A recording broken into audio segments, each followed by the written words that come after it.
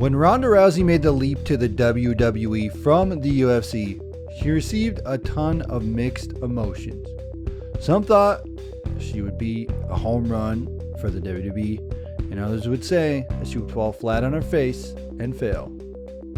Whether you were behind her or not, you had to admit that the star power was there, and she made a major impact in the WWE. She had her final match in the WWE at WrestleMania 35, and has never been seen in the WWE since then.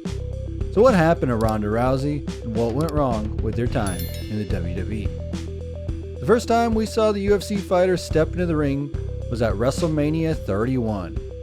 During an in-ring promo with Triple H and Stephanie McMahon, The Rock entered the ring. After a verbal exchange, Stephanie insulted The Rock and slapped him across the face, taunting that he would never retaliate because he would not hit a woman. The Rock then brought in someone that would hit a woman, UFC's Ronda Rousey. Ronda Rousey was sitting in the front row at WrestleMania. After Ronda Rousey told Stephanie McMahon that she owns every ring that she's in, The Rock attacked Triple H, and Ronda Rousey threw both Stephanie and Triple H from the ring after teasing an armbar on Stephanie McMahon. On Raw the following night, the commentator showed a clip of this, and they stated that things are just getting started. It was reported that in 2017, Ronda Rousey would sign with the WWE and would report to the WWE Performance Center. At the 2018 Royal Rumble, after the first ever Women's Royal Rumble match, Ronda Rousey would make her official WWE debut and come out to the ring in Roddy Piper's jacket with Bad Reputation playing as her theme music. She then overshadowed the victory that Asuka just had as Charlotte, Alexa Bliss, and Asuka looked on as Ronda Rousey pointed to the WrestleMania sign. She was officially here. At the Elimination Chamber, she would be involved in a contract signing with the WWE Raw brand. The whole thing ended when she put Triple H through a table. Ronda Rousey would get involved in the Triple H Kurt Angle drama that had been going on at the time. She would find herself in a mixed tag match at WrestleMania 34. The match did everything that it needed to do. It introduced Ronda Rousey as a WWE superstar and helped establish her as the baddest woman on the planet. Dave Meltzer of the Wrestling Observer noted that the mixed tag match was excellent, and Ronda Rousey at no point looked out of her element.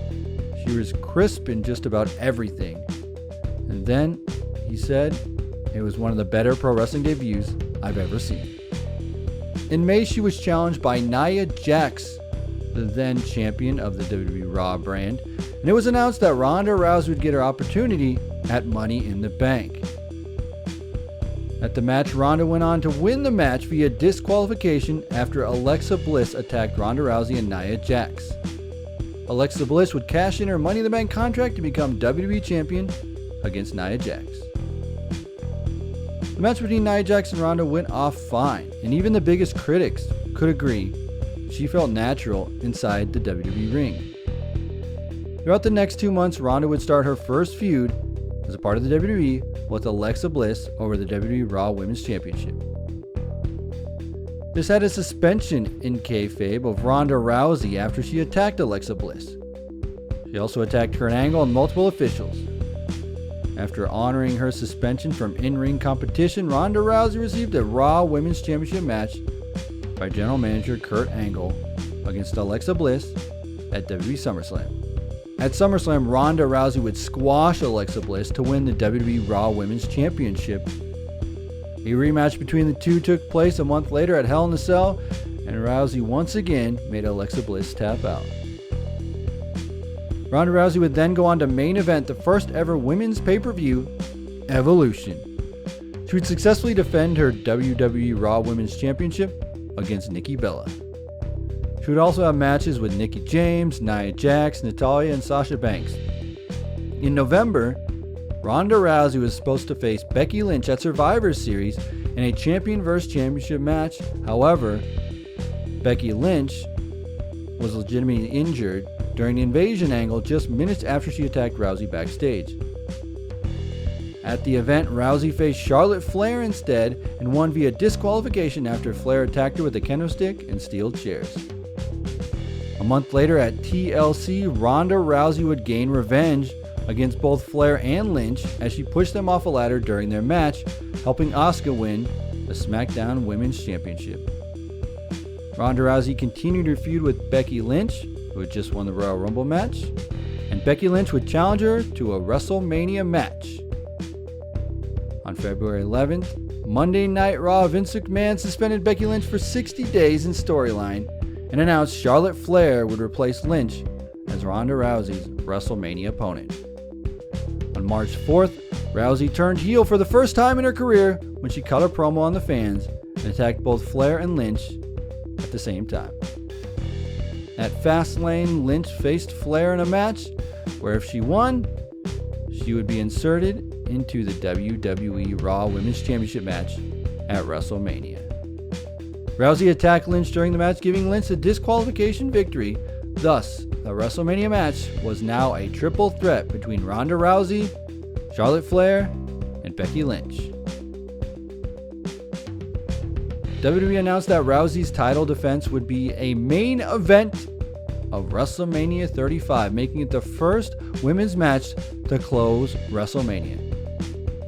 At the event, in what was changed to a winners take all match, Ronda Rousey's Raw Women's Championship and Charlotte Flair's SmackDown Women's Championship, Becky Lynch would controversially pin Ronda Rousey to win both championships. This would be the last time we saw Ronda Rousey in the WWE.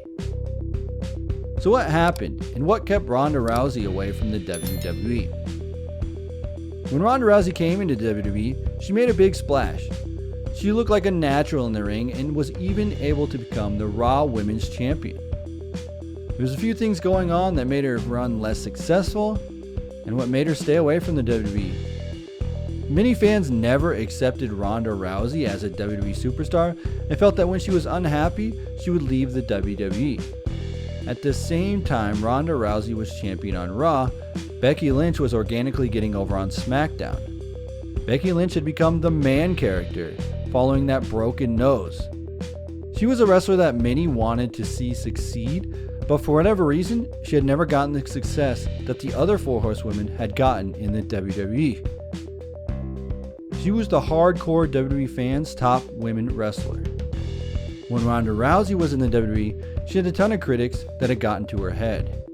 When she was fighting in the UFC, it didn't matter what the fans thought because she could go out there and kick ass and everyone would respect her. The WWE is different. The fans are very vocal. When they don't like you, they'll tell you. This rubbed Ronda Rousey the wrong way.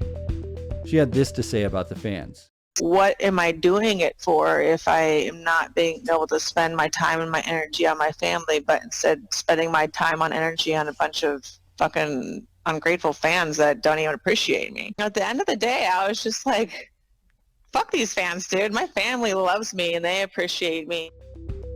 This is one of the biggest issues with Ronda Rousey. She didn't take the criticism of the WWE fans well. In fact, she took everything personal. Ronda Rousey wears her emotions on her sleeve and she's not afraid to tell you to fuck off. She did a similar thing in the UFC when she lost some of her biggest fights. She took everything very personal and shut herself off from the world. This is just the kind of person she is. Another thing that bothered her was the WWE travel schedule. She said, "All I wanted to do between shows is lay down with my legs up, and traveling you're just sitting upright all the time, and my back would kill me." So the actual act of traveling, it was the absolute worst. There's no doubt that Ronda Rousey made a big impact in her time in the WWE, but now she's taking time away from everything to start a family, and she's due to have a baby girl in late September 2021.